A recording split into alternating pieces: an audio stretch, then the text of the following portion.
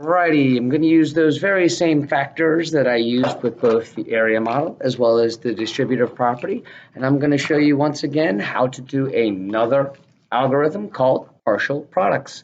Once again, we're going to be using the same three steps as we used before. We're going to use E, M, A for expanded form, multiply, and add. Here we go. First step in EMMA, which is what that stands for, is expanded form. We're going to take our larger of the two factors and we're going to break it up into expanded form. It's the same thing as before. We're just going to organize the information a little bit different. 7 tenths. I'm going to write it down there. 8 once. Still 78. There's 70. There's 8. Alrighty, next step, I'm going to go ahead and write the other factor down there. Just like with expanded form and the area model, it's going to be 70 times the other factor, which is 3.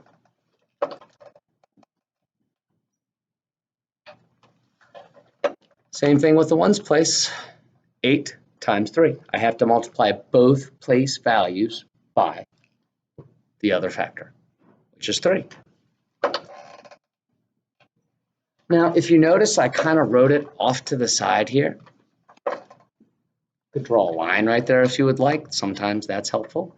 Now, this part right here is very important. We're going to multiply, but we're going to make sure that our place values are lined up. I should have said this at the beginning of the video, but I didn't. This part right here, you're going to want to rotate your journal so you are using those nice lines on your paper, and you're going to write down the answers to those multiplication problems. 70 times 3. It's going to make believe like those are the lines in your journal.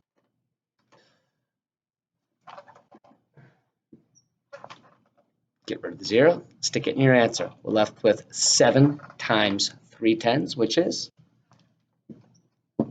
21 tenths. I guess this is going to be a little different than the other ones I did.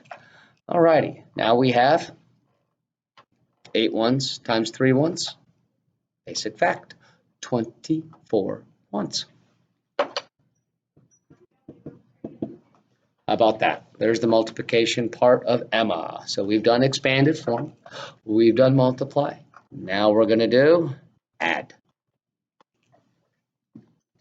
Notice all my place values are perfect. If you mess this part up, your answer is going to be incorrect.